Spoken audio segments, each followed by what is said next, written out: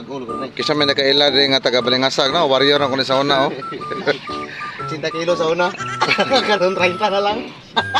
Masakit mo siguro ni bataan eh, kaya nagniwang naman.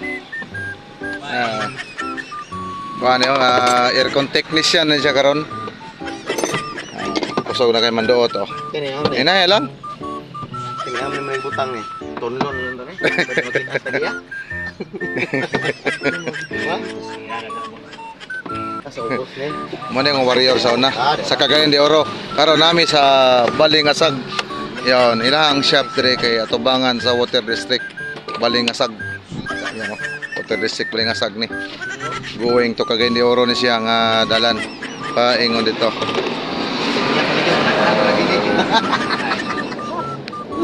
Saan yung bataan yung nagniwang naman eh? Kakaon siguro yung dapaw. Video ni.